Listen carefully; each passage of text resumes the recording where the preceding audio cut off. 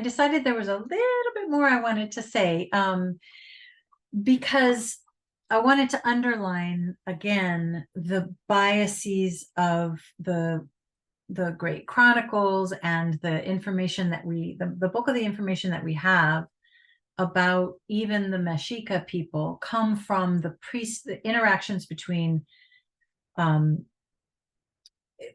warring and priestly class of Spaniards and the warring and priestly class of the Mexica.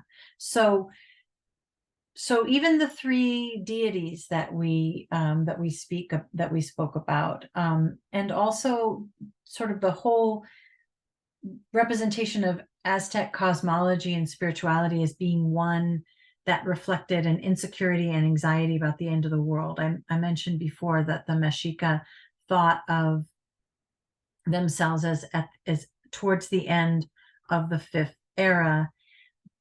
But the sort of heightened anxiety about it being a world near destruction and the heavy responsibility of the humans to keep it going, which was a part of the flowery wars and human sacrifice and all of this stuff. This emerges as extremely important in the view that we have of the Aztec Empire and the Mexica. But this may have reflected the kind of high religion or high political perspective of the priestly and the warrior class, much like, and we will talk about this later, the way that actually the Spaniards who arrived also thought of themselves as being near the end of the world, and this kind of urgency that pushed conversion and that pushed conquest, and all of this comes from a similar sort of perspective. But these perspectives may reflect, particular classes of people. Again, a priestly and warrior class, an elite and very particular worldview. So we have to remember that there were ordinary people, even among the Mexica. The Mexica were, a whole.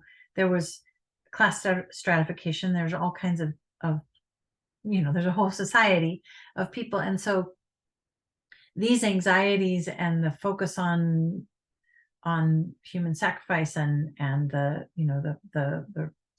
rituals that were needed to stave off the end of the world and all of this were probably not the concerns of ordinary everyday people all the time, much like the way that we see these kinds of stratified views in our own world. So, but that doesn't mean that the tensions between the forces of order and disorder were not equally important to manage. But what we've learned through exploring other kinds of sources and also through anthropological sources, that for these people, the day-to-day tending of these divine forces or these natural forces of order and disorder were done, as I briefly mentioned before, through tasks like sweeping, which was a woman's task. And it was considered dangerous and ordering at the same time. There was a notion that, dust and dirt was a part of the sacred chaos, and that only a woman women, because of their relationship to childbirth, for instance, which was also considered a chaotic and both, dangerous and generative act, had the power to order a home in this way, and had the power to deal with the sort of constant cycle of cleanliness and dirtiness and order and disorder. And in fact, actually, brooms were considered, a woman's tool and were dangerous for men to touch. And so the bristles of brooms were sometimes talked about as something that, if they strayed outside of where they were supposed to be, could sow chaos into the world. And you see people using the bristles of the brush to both heal and harm in particular kinds of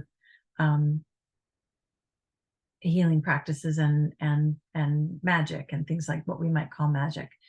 But so, women, because of their proximity both to birth which contain the forces of both order and chaos,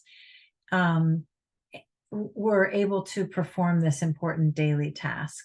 And also, another thing I want to mention about this is childbirth, though, was intimately related to warfare. And an interesting thing about the concepts of the afterlife in Mexica cosmology was that there were special places that people went depending on your station in life. And women who died in childbirth and men who died in warfare went to the same special place. And it was a really important special place.